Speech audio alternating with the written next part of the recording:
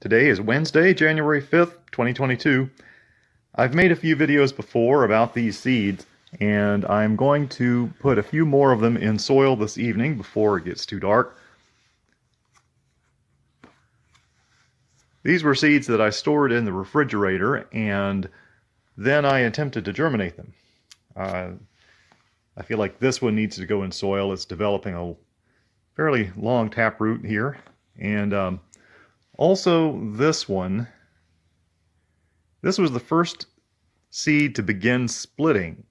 It took a while for roots to develop, but I'm starting to see a little bit of evidence of a stem, so I think it's getting impatient for soil, and it's time to give it a chance.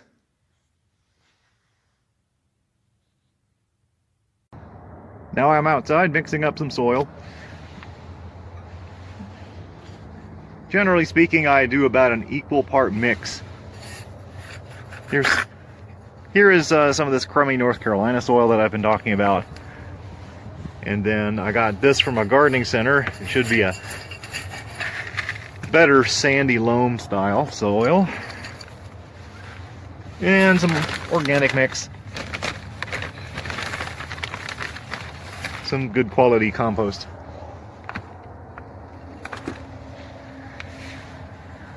And with that, mix in a few generous handfuls of perlite to help the drainage.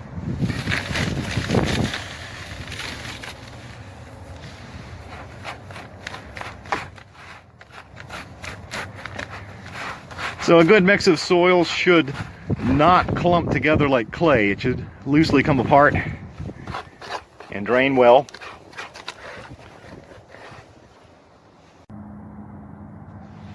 When I mix up this soil with my hands, that's when I find some of these clay clods, and sometimes I can bust them up, but if they're really tough, then I'll just throw them out. As I get soil into the pots, I just tap it down with the back of my hand. It doesn't need to be packed down tightly, because as I water it, it'll slowly settle down into the pot.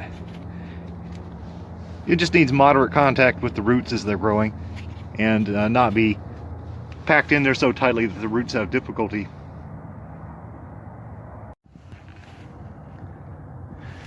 Put the seed in there. You just be sensible, don't force it in and everything. Gently move the soil close to that root. And then I'll do the other seed and start keeping these inside. Let them continue to grow by the window.